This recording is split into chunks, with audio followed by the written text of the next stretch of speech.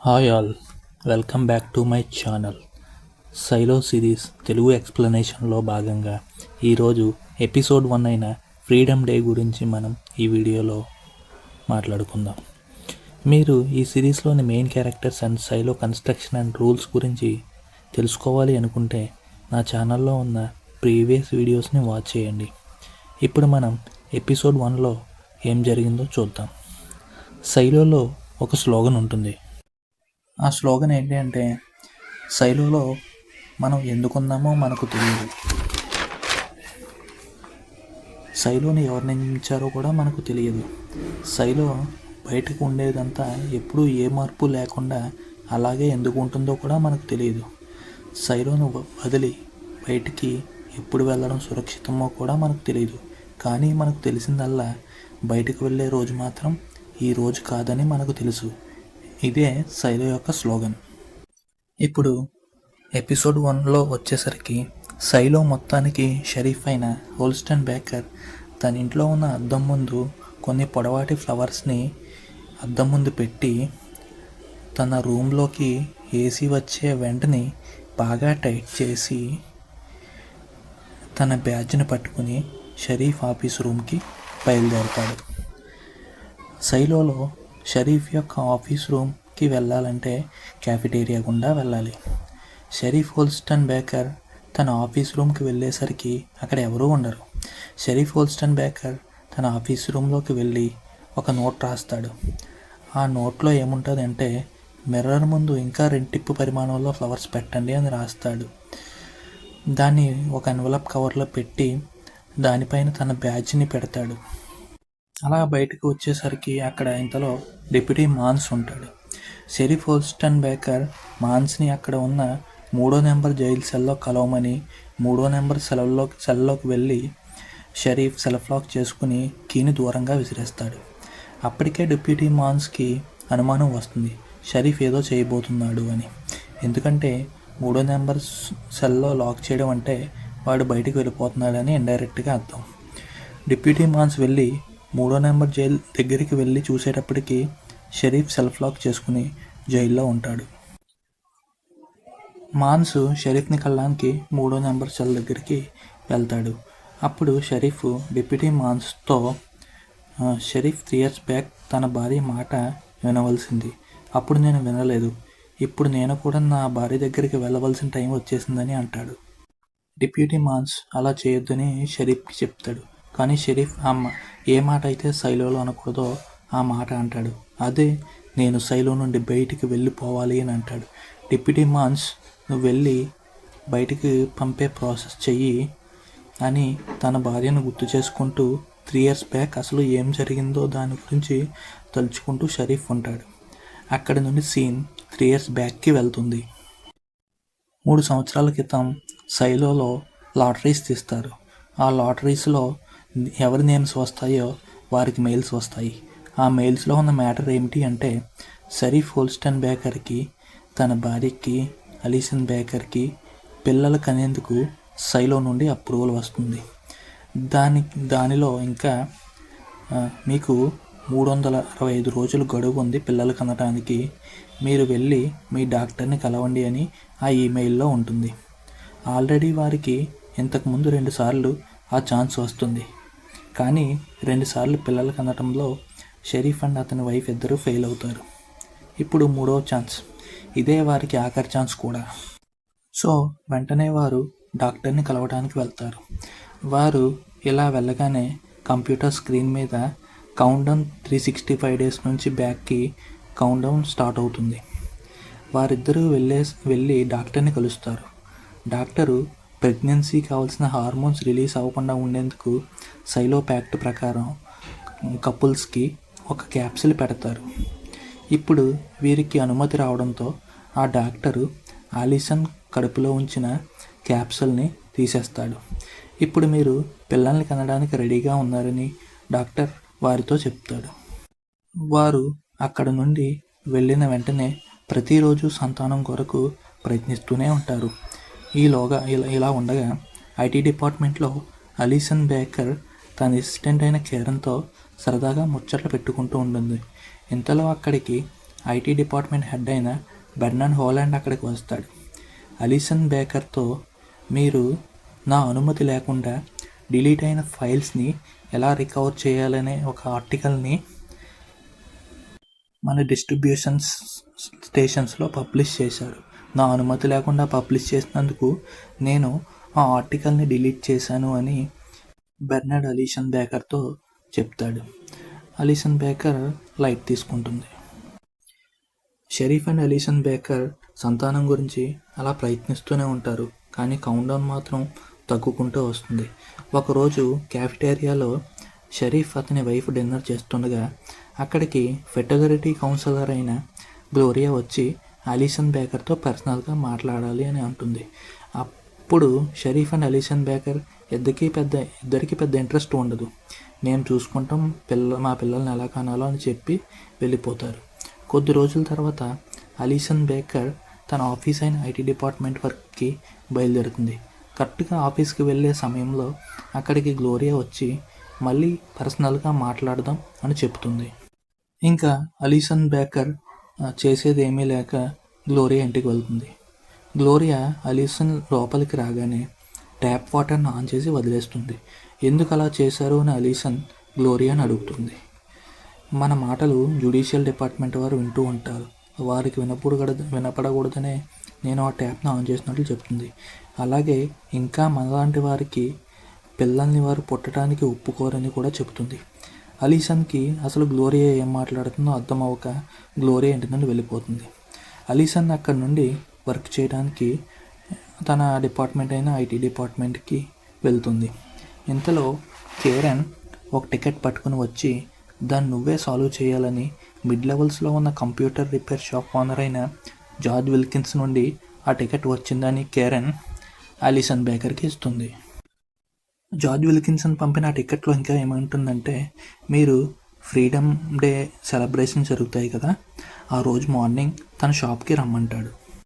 ఇదే విషయం షరీఫ్ హోల్స్టన్ బేకర్కి అలీసన్ చెప్పి మరుసటి రోజు మార్నింగ్ వెళ్ళాలి అంటే ఈ నైట్ స్టెప్ ద్వారా నడుచుకుంటూ వెళ్తే కానీ మార్నింగ్ కంప్యూటర్ గాయ్ షాప్ ఉన్న మిడిల్ లెవెల్స్కి మనం వెళ్ళలేమని తలుచుకుని అలీసన్ ఆ నైట్ బయలుదేరుతుంది. మరుసటి రోజు ఫ్రీడమ్ డే. ఆ రోజు అందరికీ హాలిడే, కానీ essential departments like Sharif department duty చేస్తూ ఉంటారు, ఎందుకంటే సైలోలో గొడవలు జరగకుండా ఉండేందుకు. మేయర్ ఫ్రీడమ్ డే గురించి స్పీచ్ ఇస్తూ ఉంటుంది. అదే సమయంలో అలీసన్ జార్జ్ విల్కిన్సన్ని కలుస్తుంది. ఎందుకు నన్ను రమ్మన్నావని అడుగుతుంది. అప్పుడు జార్జ్ ఏమంటాడంటే, సరిగ్గా 1 year బ్యాక్ ఒకడు నాకు ఈ హార్డ్ డ్రైవ్ని తన క్లోసెట్లో దొరికిందని నాకు తీసుకుని ఇచ్చాడు అని చెప్తాడు. దాన్ని ఓపెన్ చేస్తే అది ఎంప్టీగా కనపడుతుంది, కానీ మెమొరీ డేటా ఉన్నట్టు చూపిస్తుంది, కానీ అది కనిపించదు. మీరు పబ్లిష్ చేసిన డిలీటెడ్ ఫైల్స్ నుంచి ఎలా రికవర్ చేయాలనే ఆర్టికల్ని నేను చదివాను, కానీ అది డిలీట్ చేస్తారని నాకు తెలుసు, అందుకనే దాన్ని నేను ప్రింట్ తీసుకున్నాను అని చెప్తాడు. మీరు ఒకసారి ఆ హార్డ్ డ్రైవ్ని మీ రికవరీ టెక్నిక్స్తో ఓపెన్ చేసి నాకు అందులో ఏముందో చెప్పాలి అని జార్జ్ అలీసన్ బేకర్ని రిక్వెస్ట్ చేస్తాడు. అలా చెప్పగానే అలీసన్కి కొద్దిగా భయపడుతుంది. ఎందుకు అంటే ఆ హార్డ్ డ్రైవ్ అనేది పురాతన వస్తువు. ప్యాక్ట్ రూల్ ప్రకారం ఎక్కడైనా పురాతన వస్తువు దొరికితే దాన్ని జ్యుడిషియల్కి అప్పచెప్పాలి. అలా చెప్పని ఎడల వారిని క్లీనింగ్ చేయడానికి సైలో నుండి బయటకు పంపేస్తారు. మొత్తం మీద జార్జ్ అలీసన్కి ఏదో ఒకటి చెప్పి ఓపెన్ చేయడానికి ట్రై చేస్తాడు. అలీసన్ అప్పుడు జార్జ్ని ఏమైనా భూతద్దం ఉందా అని అడుగుతుంది. జార్జ్ తెచ్చేస్తాడు, కానీ ఆ భూతద్దంతో హార్డ్ డ్రైవ్ మీద రాసి ఉన్న లెటర్ క్లారిటీగా కనపడదు. ఇంకా ఏమైనా పవర్ఫుల్ భూతద్దం నీ దగ్గర ఉందా అని అలీసన్ జార్జ్ని అడుగుతుంది. అప్పుడు జార్జ్ సైలోలో ఎంతకన్నా పవర్ఫుల్ భూతద్దం ఉంటే అది ప్యాక్ట్కి విరుద్ధం అని చెప్తాడు. అప్పుడు ఉన్న భూతద్దంతోనే హార్డ్ డ్రైవ్ని పరిశీలించగా దాని మీద ఒక వర్డ్ కనపడుతుంది. ఆ వర్డ్ పేరే లైబ్రరీ. ఆ వర్డ్ని యూజ్ చేసుకుని అలీసన్ హార్డ్ డ్రైవ్ని ఓపెన్ చేస్తుంది. ఆ హార్డ్ డ్రైవ్ మీద 18 అని ఉంటుంది. దాని గురించి జార్జ్ నీకేమైనా తెలుసా అని అలీషన్ అడుగుతుంది. అప్పుడు జార్జ్ నాకేమీ తెలీదు 18 గురించి అని చెప్తాడు. అప్పుడు హార్డ్ డ్రైవ్ ఓపెన్ చేయగానే అక్కడ ఒక ఫోల్డర్లో సైలో యొక్క బ్లూ ప్రింట్ ఫోల్డర్ ఉంటుంది. దాన్ని ఓపెన్ చేసి చూస్తాడు జార్జ్. అది చూడగానే అలీసన్కి భయమేసి అక్కడ నుండి వెంటనే వెళ్ళిపోవడానికి ప్రయత్నిస్తుంది. ఈ హార్డ్ డ్రైవ్స్ 140 సంవత్సరాల క్రితం తిరుగుబాటు సమయంలో కాల్చేశారు. ఇది ఒక పురాతన వస్తువు. ఇది నీ దగ్గర ఉందంటే నిన్ను క్లీనింగ్ చేయడానికి పంపిస్తారు. నువ్వు దీన్ని త్వరగా వదిలించుకో అని చెప్పి అలీసన్ బేకర్ బయటికి వెళ్ళిపోదాం అనుకుంటుంది. ఇంతలోకి జార్జ్ విల్కిన్స్ నువ్వు నీ భర్త అయిన షరీఫ్కి ఈ హార్డ్ డ్రైవ్ గురించి చెప్పొద్దు అని రిక్వెస్ట్ చేస్తాడు. అలీసన్ అంటుంది నువ్వు ఈ పురాతన వస్తువుని త్వరగా వదిలించుకో అని చెప్తాడు.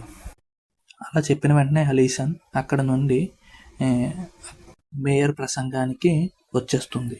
అక్కడ మేయర్ ప్రసంగాన్ని కొద్దిసేపు ఉంటుంది.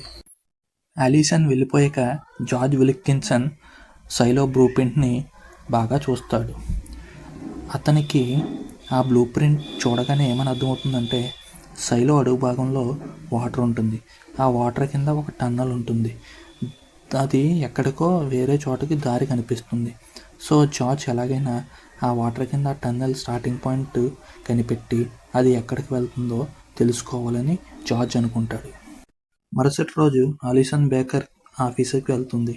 తన అసిస్టెంట్ కేరన్ జార్జ్కి హెల్ప్ చేసేవా అని అడుగుతుంది. కానీ అలీసన్ కేరన్తో జార్జ్కి హెల్ప్ చేయలేకపోయాను అని అబద్ధం చెప్తుంది. కానీ అలీసన్కి ఏవేవో డౌట్స్ రావడం స్టార్ట్ అవుతాయి. కేరన్ కాస్త హెల్త్ బాగోలేదు అని చెప్పి అలీసన్ గ్లోరియాని కలవడానికి వెళ్తుంది.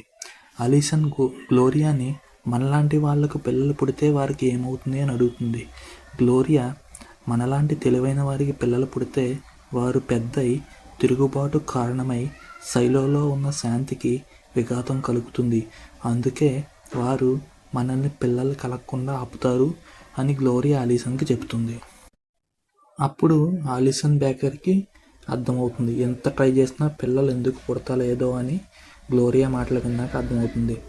నైట్ అలీసన్ షరీఫ్తో రేపు మార్కెట్కి వెళ్ళి ఏవో థింగ్స్ కొనుక్కోవాలి, అలాగే కొంచెం మైండ్ రిలీఫ్గా ఉంటుంది అని చెబుతుంది.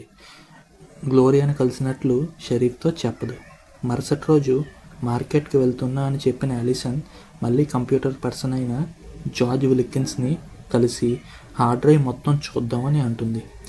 ఇంకా వారు హార్డ్ డ్రైవ్ని చూడడం మొదలెడతా ఉంటారు. అలా చాలాసేపటి చూసిన తర్వాత ఇంకా వెళ్ళిపోయే ముందు ఆ ఒక్క వీడియో చూద్దామని అలీసన్ జార్జ్ విల్కిన్స్తో అంటుంది. ఆ వీడియో తిరుగుబాటు జరిగిన 97 సంవత్సరాల తర్వాత తీసిన వీడియో. దానిలో జాన్ కెర్మడీ అనే ఒక పర్సన్ ప్యాక్ట్కు వ్యతిరేకంగా ప్రవర్తించినందుకు 97వ సంవత్సరంలో సైలో నుండి క్లీనింగ్కి పంపేస్తారు. ఆ వీడియోలో సైలోకి బయట ఆకుపచ్చ చెట్లు, ఏవేవో క్రియేచర్స్ గాలిలో ఎగురుతున్నట్టు కనపడతాయి. ఆ వీడియో చూసిన తర్వాత అలీసన్ క్యాఫెటేరియాలో ఉన్న స్క్రీన్ మీద చూపించే ఇమేజ్ అంతా అబద్ధమని, నేను చూసిన వీడియో నిజమని, సైలోకి బయట చాలా బాగుంటుంది అని బలంగా నమ్ముతుంది. అక్కడ నుండి ఇంటికి బయలుదేరుతుంది. కౌంట్డౌన్లో ఉన్న టైం ఇంకా 7 hours మాత్రమే ఉంటుంది. అలీసన్ అప్పటికే బలంగా నమ్ముతుంది మనకి పిల్లల్ని వాళ్ళు కన్నెవ్వరు అని. షరీఫ్ చెబుతాడు అలీసన్తో మనకు రేపు మార్నింగ్ 11 గంటలకు డాక్టర్తో అపాయింట్మెంట్ ఉంది అని చెబుతాడు. మార్నింగ్ 11కి షరీఫ్ డాక్టర్ దగ్గరికి వెళ్తాడు. కానీ అలీసన్ రాదు. కానీ టైం 11:20 అవుతుంది. అలీసన్ అప్పటికీ రాదు. ఇంక షరీఫ్ చేసేది ఏమీ లేక డాక్టర్ దగ్గర నుండి ఐటీ డిపార్ట్మెంట్ దగ్గరికి వెళ్తాడు. అక్కడ కేరన్ అడుగుతాడు ఈరోజు అలీసన్ ఎందుకు రాలేదు అని అడుగుతాడు. అప్పుడు కేరన్ ఏదో ఒంట్లో బాగోలేదు, హెల్త్ బాగోలేదు అని చెప్పి ఇంటికి వెళ్ళిపోయింది అని కేరన్ షరీఫ్తో చెప్తుంది. షరీఫ్ ఇంటికి వెళ్తే అలీసన్ అక్కడ ట్యాప్ ఆన్ చేసి కూర్చొని ఉంటుంది. షరీఫ్కి అర్థమవుతుంది ఎందుకు అలా ట్యాప్ చేసి ఆన్ చేసి అలా ఎందుకు ఉంచిందో షరీఫ్కి అర్థమవుతుంది. షరీఫ్తో అంటుంది నువ్వెప్పుడూ నా మాట వినవు, విన్నట్టు ఉంటావు అని అంటుంది. డాక్టర్ నా లోపల పెట్టిన క్యాప్సూల్ తీయలేదు, అందువల్లే మనకి పిల్లలు కలగలేదు. అతను ఒక డమ్మీ క్యాప్సూల్ తీసి తీసినట్టు మనల్ని నమ్మించాడు అని చెప్తుంది. కానీ షరీఫ్ అవేమీ నమ్మడు. అందుకే నువ్వు నమ్మవు అని అలీసన్ అప్పటికే నైఫ్తో తన పొట్టలో పొడుచుకుని అసలైన క్యాప్సూల్ను బయటికి తీసి షరీఫ్కి చూపిస్తుంది. ఆ బ్లడ్ చూసి షరీఫ్ వెంటనే డాక్టర్ను తీసుకురావడానికి వెళ్తాడు. ఈలోగా అలీసన్ క్యాఫ్టేరియాకు వెళ్ళి అందరికీ ఈ స్క్రీన్ మీద ఉన్నది అంతా అబద్ధం, బయట అంతా బాగుంది, అంతా పచ్చగా ఉంది అని చెప్తుంది. ఈలోగా షరీఫ్ డాక్టర్ అక్కడికి వచ్చి స్ట్రెస్ వల్ల కొందరికి పిల్లలు కలగరు అని ఏదో చెప్తాడు. బట్ అలీసన్ ఇంకా ఏం చెప్పినా వినదు. అలీసన్ షరీఫ్ని నువ్వు నా మాట వినటం లేదు అని గట్టిగా నేను శైలం నుండి బయటకు వెళ్ళిపోతున్నాను అరుస్తుంది. అది ప్యాక్ట్కి విరుద్ధం. సో వెంటనే అక్కడ ఉన్న డిప్యూటీ మాన్స్ అలీసన్ని అరెస్ట్ చేసి క్లీనింగ్ పంపడానికి ప్రాసెస్ సిద్ధం చేస్తారు. ఫైనల్గా అలీసన్ షరీఫ్తో మాట్లాడుతుంది. మనలాంటి వారికి పిల్లల్ని పుట్టనివ్వరు అని చెప్తుంది. అలాగే వారు బయట ఉన్నది ఒకటైతే మనకు స్క్రీన్ మీద వేరేది చూపిస్తున్నారని అంటుంది. షరీఫ్ ఇంతకుముందు బ్రాంట్ అనే ఒక పర్సన్ని క్లీనింగ్కి పంపించినప్పుడు నేను అసలు క్లీన్ చేయను అని చెప్తాడు. కానీ బయటకు వెళ్ళాక క్లీన్ చేస్తాడు. ఎందుకు అని అడుగుతుంది. షరీఫ్ అంటాడు మనకి బాగా కనపడాలి అని క్లీన్ చేస్తాడు అని చెప్తాడు. కానీ బ్రెంట్ నేను బుల్లెట్తో అయినా చేస్తాను కానీ క్లీన్ చేయను అని చెప్పి బయటకు వెళ్తాడు. కానీ బయటకు వెళ్ళాక ఆమె క్లీన్ చేస్తుంది. ఎందుకు అంటే బయట ఉన్న నిజమైన ప్రపంచాన్ని శైలోలో ఉండే వరకు చూపించాలని క్లీన్ చేస్తుంది అని అలీసన్ షరీఫ్తో అంటుంది. నేను బయటకు వెళ్ళి నిజం తెలుసుకుని బయట ప్రపంచం పచ్చగా ఉంటే క్లీన్ చేస్తా, లేకపోతే చెయ్యను అని షరీఫ్కి చెబుతుంది. ఈలోగా సూట్ వేసేవారు వచ్చి అలీసన్కి షూట్ వేసి హ్యాండ్స్ దగ్గర, లెగ్స్, యాంకిల్ దగ్గర లోపలకి హీట్ రాకుండా హీట్ టేప్స్ని చుట్టి పాకెట్లో సెన్సార్ కెమెరాను క్లీన్ చేయడానికి క్లాత్ని పెట్టి హెల్మెట్ని పెట్టి శైలం నుండి బయటకు పంపే ఏర్పాట్లు చేస్తారు. బయటకు పంపే భాగంలో ఇక్కడ మొదట ఒక ఛాంబర్ ఉంటుంది. ఆ ఛాంబర్లోకి అలీసన్ వెళ్ళగానే షరీఫ్ ఛాంబర్ డోర్ని క్లోజ్ చేస్తాడు. ఛాంబర్ క్లోజ్ అవ్వగానే ఒక వైట్ కలర్ స్మోక్ లాంటి కెమికల్ని వదిలి ఆ ఛానల్ని మొత్తం శానిటైజ్ చేస్తారు. ఆ తర్వాత ఛాంబర్కి అటువైపు ఉన్న డోర్ ఓపెన్ చేశాక అలీసన్ ఆ ఛాంబర్ నుండి స్టెప్స్ వైపుకి దారి ఉంటుంది. అవి శైలో నుండి బయటకు తీసుకెళ్తాయి. ఆ స్టెప్స్ మీదకి రాగానే ఛాంబర్కి అటువైపు ఉన్న డోర్ కూడా క్లోజ్ అయ్యి 1 minute ఫైర్తో నిండిపోయి ఉంటుంది. ఛాంబర్ మొత్తం విషగాలు లేకుండా క్లియర్ అవుతుంది. అలీసన్ శైలో నుండి బయటకు వచ్చి చూసేసరికి అంతా గ్రీన్గా ఉంటుంది. అది అందరికీ చూపించాలని సెన్సార్ కెమెరా దగ్గరికి వెళ్ళి క్లీన్ చేస్తుంది. ఈ ప్రాసెస్ అంతా క్యాఫెటేరియాలో ఉన్నవారు స్క్రీన్ నుండి చూస్తారు. బట్ శైలోలో ఉన్నవారికేమో అదంతా చెత్త చెదారంతో, రేడియేషన్తో, విషగాలులతో నిండిన ప్రదేశంలా కనపడుతుంది. బట్ అలీసన్కి మాత్రం గ్రీన్గా కనపడుతుంది. అలా అలీసన్ నడుచుకుంటూ గట్టు దాటే ప్రయత్నం చేస్తుంది. కానీ ఆమె ఆ ఎత్తైన గట్టు మీదకు చేరుకునేలోగే ఆమె చనిపోతుంది. శైలో నుండి చూసేవారికి ఆ గట్టు వరకు మాత్రమే కనిపిస్తుంది. ఆ గట్టు దాటితే ఏముంటుందో శైలోలో ఉన్న వారికి తెలియదు. ఇప్పటి వరకు బయటికి వెళ్ళిన వారెవరు ఆ గట్టుని దాటుకుంటానే చనిపోయారు. ఆ గట్టు దాటితే ఏముంటుందో ఎవరికీ తెలియదు. అలీసన్ మరణంతో షరీఫ్ చాలా కోపంగా ఉంటాడు. వెంటనే అలీసన్ కలిసిన గ్లోరియా మరియు ఆ కంప్యూటర్ పర్సన్ అయిన జార్జ్ విల్కిన్స్ని అదుపులోకి తీసుకుంటాడు మన షరీఫ్. జ్యుడిషియల్ సెక్యూరిటీస్ వారు వచ్చి అలీసన్ బయటకు ఎందుకు వెళ్ళిందో అని ఒక రిపోర్ట్ రాసుకుని గ్లోరియాను మెడికేషన్కి పంపుతారు. ఇక కంప్యూటర్ పర్సన్ అయిన జార్జ్ విల్కిన్సన్ యొక్క కంప్యూటర్ రిపేర్ షాప్ అంతా వెతికి ఏమీ కనపడపోయేటప్పటికీ అతన్ని వదిలేస్తారు. అలా 1 సంవత్సరం గడుస్తుంది. ఒకరోజు మన డిప్యూటీ మాన్స్ మెకానికల్ నుండి ఒక న్యూస్ పోర్టల్ తీసుకువచ్చాడని చెప్పి ఒక లెటర్ని మన షరీఫ్కి ఇస్తాడు డిప్యూటీ మాన్స్. దానిలో ఏముంటుంది అంటే మిడిల్ లెవెల్లో ఉన్న George Wilkins 1 year back judicial వాళ్ళు మెకానికల్కి ట్రాన్స్ఫర్ చేశారు అని ఉంటుంది.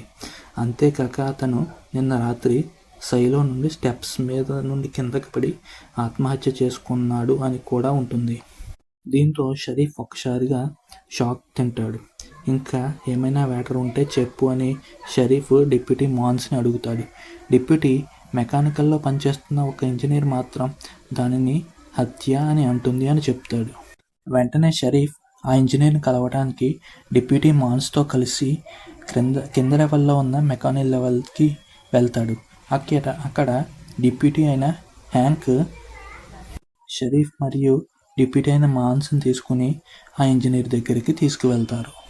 అప్పుడే ఈ సిరీస్ యొక్క లీడ్ రోల్ అయిన జూలియట్ నికోల్స్ని మన షరీఫ్ హోల్స్టన్ బేకర్ కలుస్తాడు. మరుసటి రోజు పైకి వచ్చి షరీఫ్ తన హైయర్ లెవెల్స్లోకి వచ్చి తన రూమ్లో మిర్రర్ పైన పొడవాటి ఫ్లోర్స్ను ఉంచి ఏసీ వెంటనే టైట్ చేసి ఆఫీస్కి వెళ్ళి అక్కడ డిప్యూటీ మాన్స్తో నేను సైలో నుండి బయటికి వెళ్ళిపోతున్నాను అని చెప్తాడు. అసలు షరీఫ్ హోల్స్టన్ బేకర్ బయటకు ఎందుకు వెళ్ళిపోతాను అన్నాడో తెలుసుకోవాలి అంటే మనం వెయిట్ చేయాలి. ఇవి తదుపరి ఎపిసోడ్స్లో ఈ సీక్రెట్ రివీల్ అవుతుంది. నా ఎక్స్ప్లెనేషన్ కనుక మీకు నచ్చితే లైక్ చేయండి, కామెంట్ రూపంలో మీ అభిప్రాయాన్ని తెలియజేయండి.